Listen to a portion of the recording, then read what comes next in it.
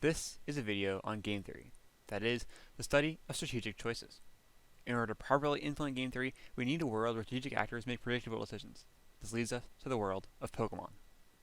Our journey starts as all do, stealing a briefcase from an old man to go kill some birds. This theft gives us an opportunity to select our first of 6 Pokemon. Before we start off, we have to lay down our objectives. Pokemon as a game consists of a string of battles, in each of which our goal is to reduce our opponent's health to 0% before they can do the same to us. The optimal way to play Pokemon is just to get your starter Pokemon and train it on the starting wild Pokemon until it is so immensely high level until any AI Pokemon in the game becomes trivial.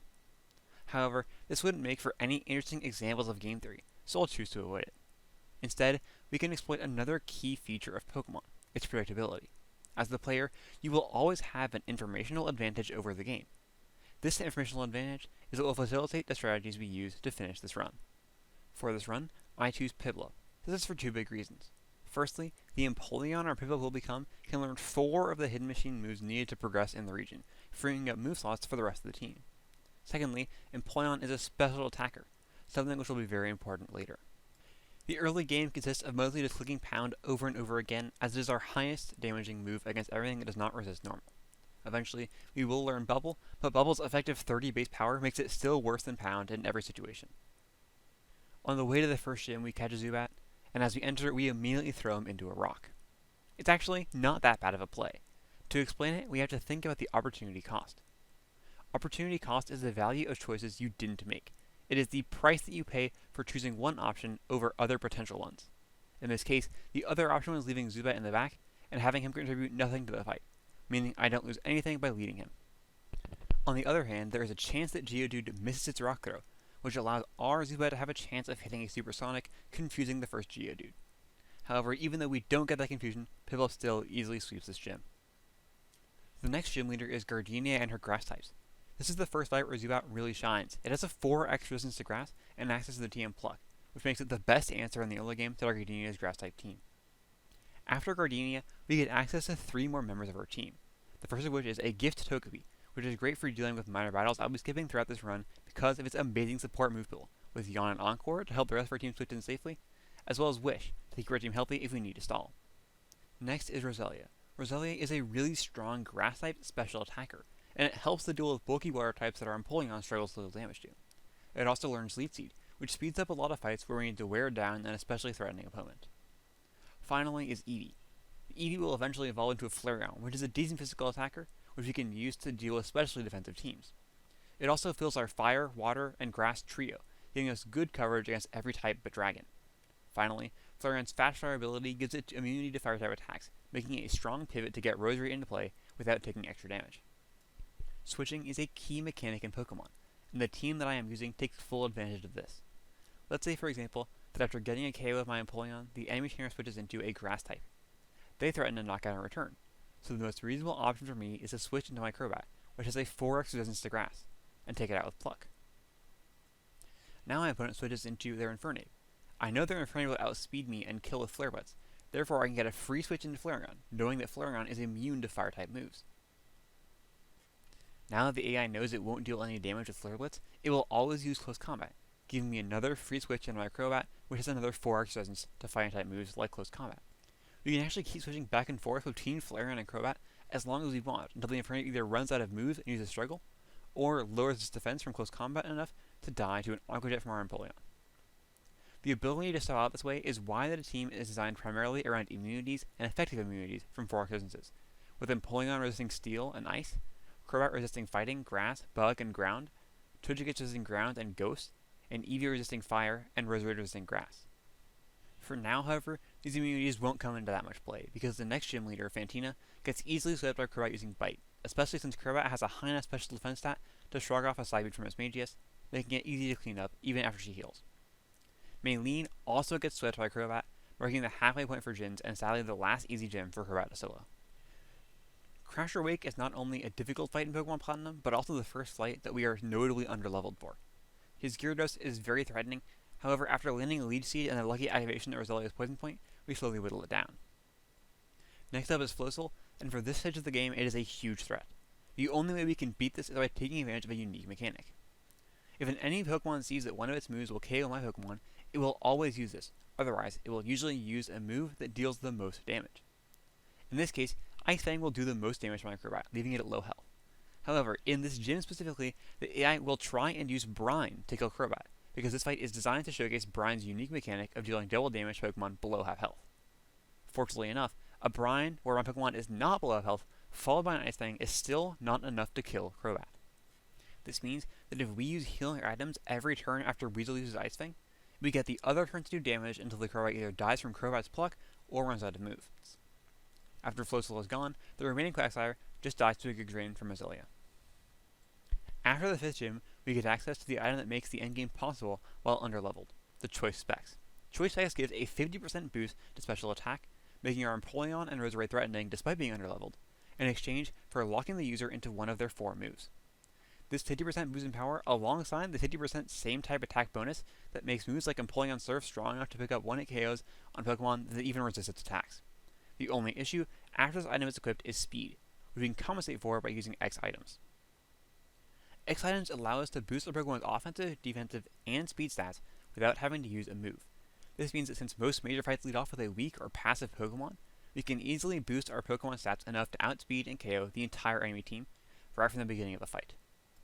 Next up is Byron, where our Choice Specs Empoleon picks up a 1-hit KO on the Magneton after it activates our Torrent ability, giving us an extra 30% boost to our Surf's damage.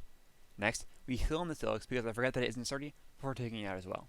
Finally, in order to play around Bastiodon's Metal Burst attack, we switch into Togekick, Kick, lower its attack, and then Leaf Seed for the victory. The 7th gym leader is Candace, and it's a relatively simple fight. We lead Flareon, which, due to its astounding lack of fire moves at this level, uses Iron Tail to KO Sneasel. Piloswine comes in next and kills our Flareon with a Stone Edge. We bring out Empoleon, which uses Surf to knock out the Piloswine. Next is Abomasnow, which is a pretty big problem. Empoleon will get knocked out by both Wood Hammer and Focus Blast from the Abomasnow. Our best remaining way to KO Abomasnow is Crobat, which is also threatened by Avalanche. We need to mitigate the damage that Crobat takes, and we do this by switching into the Floatzel while using Fairy Type moves and letting it get knocked out, giving us a free switch into Crobat without taking any damage. This lets us take out Abomasnow safely without having to risk dying to Avalanche. Last is Frostlass, but because we sacrifice Floatzel instead of letting Empoleon go down, we have a reliable answer. After this gym battle, we have to go to Spear Pillar to fight Team Galactic again and progress the plot. However, along the way, we catch the last permanent member of the team, Bronzong. Bronzong has 3 important traits. First of all, it learns the move Stealth Rocks. This move sets up a hazard so that every time an opposing Pokemon switches in, they take damage proportional to their weakness to rock type attacks. Next is Bronzong's incredible bulk. Alongside healing items, this means that we can easily switch Bronzong in after one of our Pokemon gets KO'd and heal it back up. Finally, Bronzong has 2 immunities, Poison from its Steel typing, and another ground immunity from its Levitate ability. After dealing with Team Galactic, the final gym is Electric type, which should be problematic because we have 4 Pokemon weak to Electric. However, our Roserade can use the move Hidden Power to sweep this gym. Hidden Power is a move that changes type based on the stat values of our Pokemon, and Roserade happens to have the Hidden Power type Ground. This means that alongside the Choice Specs and X-Speed, we can easily sweep this gym. After getting this final gym badge, it's time for the Elite Four, starting with Aaron, the Bug-type trainer. He leads with a Yanmega. This Yanmega, for some reason, prioritizes using Double Team over its attacking moves, so we can set up our Flareon with X special defenses, X attacks, and X speeds to have him sweep through his entire team. Bertha, the next Elite Four member, is one of the few trainers in this game that can prevent an X item sweep for my team. Her lead is Wishcash and lands a Zen Headbutt on my Roserade, but we heal it back from a Gig Drain as we knock it out. Next is Gliscor, an incredibly strong Pokemon both offensively with its ground type attacks threatening all of my sweepers, and its flying type giving it a neutral matchup against the Roserade I have in. Gliscor will always see a kill with Earthquake, and so we have a free switch to Bronzong, which is immune because of Levitate. Now Gliscor will use its only super effective move, Fire Fang, which our Flareon is immune to because of Flash Fire. Flareon baits an Earthquake, so by repeatedly switching between Flareon and Bronzong, we can waste all of the Earthquake PP from the Gliscor.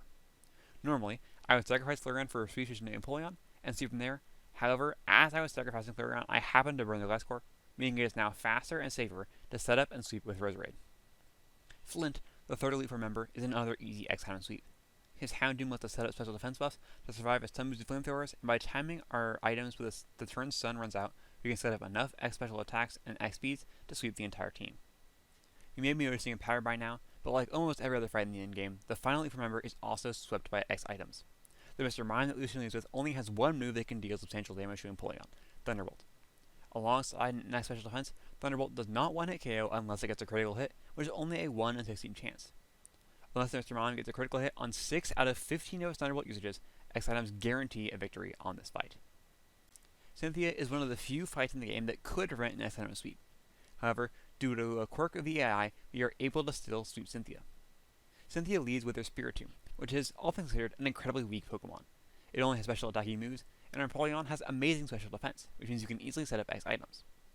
Now, Cynthia only has one Pokemon that can stop an Empoleon sweep, Milotic. Even at plus 6 special attack, Milotic will survive a Surf from Empoleon, and will kill us back with Mirror Coat. However, Cynthia will never switch Milotic in. The AI will always switch in Pokemon that has a super effective move against the Pokemon you currently have out.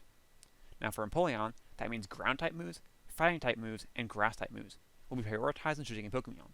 Conveniently enough, every single Pokemon Cynthia has in the back, her Garchomp, Lucario, Togekiss, then Roserade, all have a super effective move against Empoleon. Now, because we have set up X speeds and have special attacks with our Empoleon, we are able to knock out all 4 of these Pokemon. Finally, the Milotic switches in, but Milotic is a terrible Pokemon offensively. It really struggles to KO all of our team, so we can switch around and bring our Empoleon and slowly whittle it down with the physical HM moves we have been using to traverse the region this entire time. Now that we've finished the game proper, it's time for us to talk about the takeaways we can have from this journey. The first of which is to keep in mind the alternatives to the choices you make. That is the concept of opportunity cost.